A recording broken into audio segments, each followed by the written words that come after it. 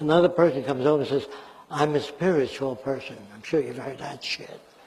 And I say, you're a spiritual person. You don't have any locks on your door.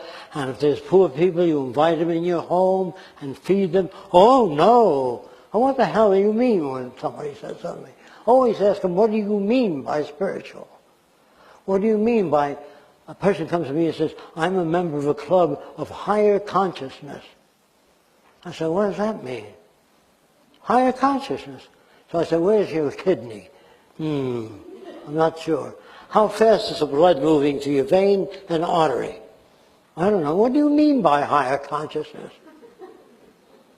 A lot of people are as full of shit as a Christmas turkey because they really don't know what they're talking about.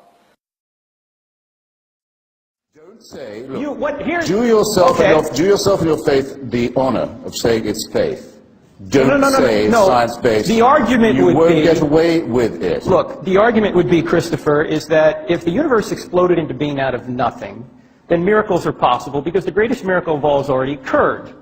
The question is, have miracles occurred in the first century? That requires another debate whereby we have to look at the historical evidence and see. And if it is true that that Jesus really did come and say and do the things that the New Testament writer said he did, then whatever he teaches is true, because if he rose from the dead, he was God. If he taught that there will be an intervention, then there will be. That's the argument. I don't have time to support it. A sentence or two from David Hume would correct what you said. A miracle is defined not as a part of the natural order, but as a suspension of the natural order. No, an intervention. You can't say of the Big Bang, which is the foundation of the natural order, that it's a suspension of what it starts. You may not do that. However, if you meet someone in the street who you yesterday saw executed, you can say either that an extraordinary miracle has occurred or that you are under a very grave misapprehension. And David Hume's logic on this, I think, is quite irrefutable. He says, what is more likely, that the laws of nature have been suspended in your favor and in a way that you approve, or that you've made a mistake? And in each case you must, and especially if you didn't see it yourself and you're hearing it from someone who says that they did. I would go further and say the following. I'll grant you that it would be possible to track the pregnancy of the woman Mary, who's mentioned about 3 times in the Bible, and to show that there was no male intervention in her life at all. But yet she delivered herself of a healthy baby boy. I can say, I don't say that's impossible. Parthenogenesis is not completely unthinkable, but it does not prove that his paternity is divine. And it wouldn't prove that any of his moral teachings were thereby correct. Nor, if I was to see him executed one day and see him walking the streets the next, would that show that his father was God, or his mother was a virgin, or that his teachings were true, especially given the commonplace nature of resurrection at that time and place. After all, Lazarus was raised, never said a word about it. The daughter of Jairus was raised, didn't say a thing about what she'd been through. And the Gospels tell us that at the time of the crucifixion, all the graves in Jerusalem opened, and their occupants wandered around the streets to greet. So that it seems the resurrection was something of a banality at the time. Not all of those people clearly were divinely conceived.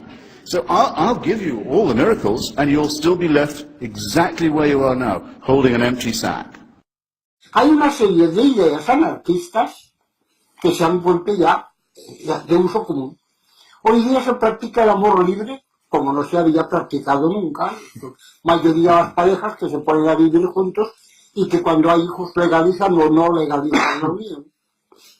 La desobediencia civil propagada por Thoreau, pues es uno de los procedimientos de lucha actual, pacífica, si queréis, pero que viene también del anarquismo. La lucha contra la demografía galopante, traducida en los métodos anticoncepcionales y en la práctica del aborto o la autorización para practicarlo, ¿de dónde viene sino de nosotros? Un compañero nuestro llamado Buffy pasó años en presidio por haber escrito un folleto titulado Huelga de vientres a principios de siglo.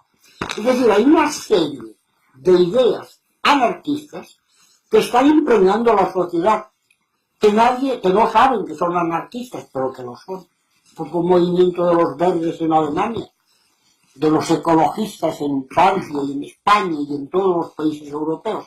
¿Qué es sino una traducción actual al naturismo libertario que se practicaba en los años 30?